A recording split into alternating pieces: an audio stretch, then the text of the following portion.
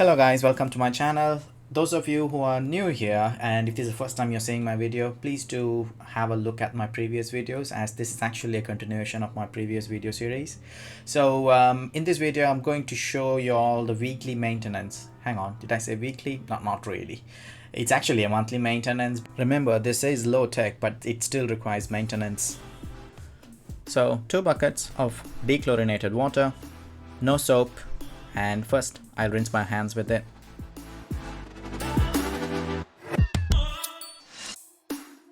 And time to remove the gadgets.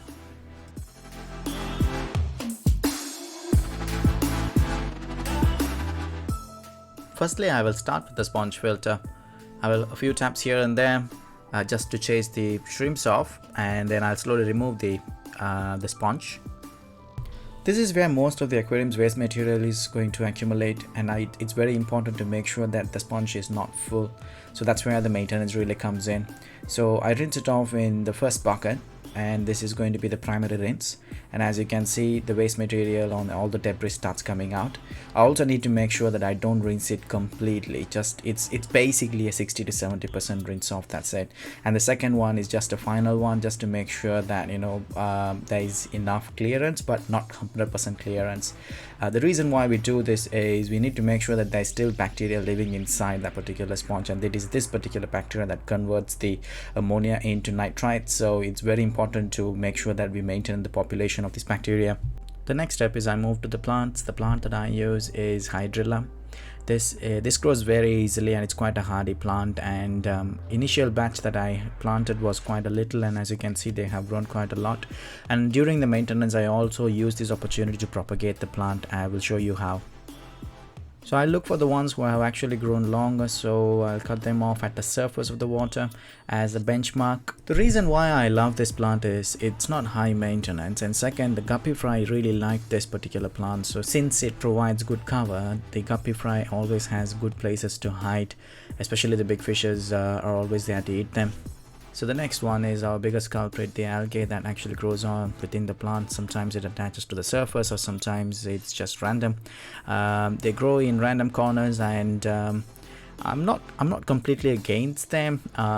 They still remove the nitrates from the aquarium, so I still do envy them in the tank, but I just need to make sure that they don't really get too big by blocking off the plant. These guys will also try their luck with the aerator, so this also needs to be watched out for. Sometimes they will block the aerator completely. So here you go. So this is how it looks like. Even with monthly maintenance, this is how it looks like. So imagine if I just leave the tank for more than 6 months, then it's going to become quite big. So it's very important to keep these guys in check.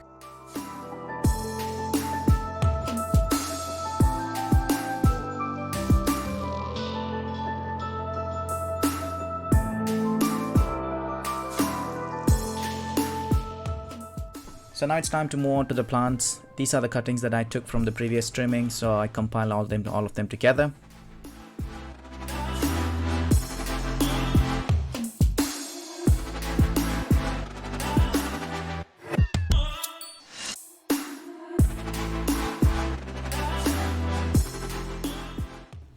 I'll try to mix a decent number of cuttings, including longer and shorter versions, so that as they grow they can create a nice texture.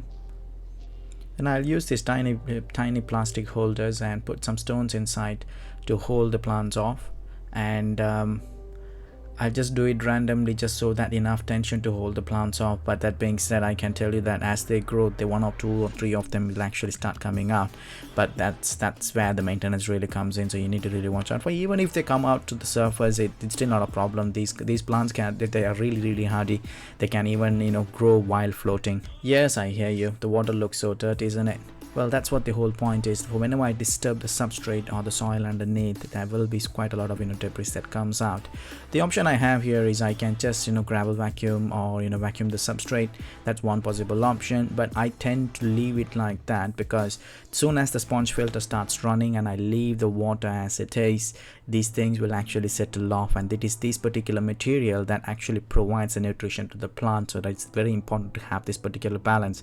And remember, my water in the tank is actually circled, and there's quite a lot of circulation, so there are no dead spots. So it may look ugly for the time being, but as the water settles in, the aquarium becomes really clear. So I need to make sure that I don't really disturb the substrate as much as possible. And as I said, if I really want to clean it, I can just simply use a gravel vacuum or a substrate vacuum and then get it all out. You might be wondering, why are there two sponge filters installed? Well, one of the sponge filters is a new one, and I actually installed it during this particular maintenance mode, because later down the line I will be getting a new tank, and having an extra filter which is used actually helps in the cycling. This is something that I will explain later down the line, and you know what, it's not going to cost me that much. And second, two sponge filters still adds an extra layer of filtering, so why not? Till I get the new tank, I'm just going to use this. I also wanted to play around a bit with these ceramic filter media. So I've got these particular biorods which are actually bioporous filter media. So basically they increase the surface area of the tank by providing in pockets where bacteria can be harbored. And I place them in random spots, I mean, looking back, I don't think this was actually a good idea, because the fishes that I had were guppies, so they tend to have the curiosity, as well as if they find food particles in, they tend to go in there. But whilst they try to go in there, sometimes they can damage their body, because these filter media are quite rough, and some fishes can really damage themselves if they tend to go near it, or if they get trapped inside it. So that's all, guys. See, it's very simple maintenance, isn't it? To summarize, clear the sponge filter, watch out for the overgrown plants. If they're overgrown, cut them off, put them back inside the tank, and that's all. Simple as it is.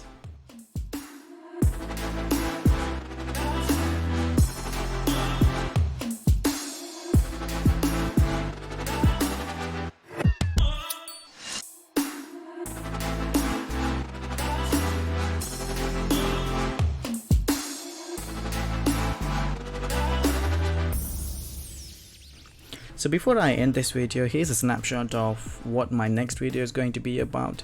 Yes, I tried my luck with aquaponics, and I had a certain level of success with it, and of course I would like to share that with y'all. So thanks for watching this video, and look forward for my next video. So till then, stay safe, take care, cheers, thank you.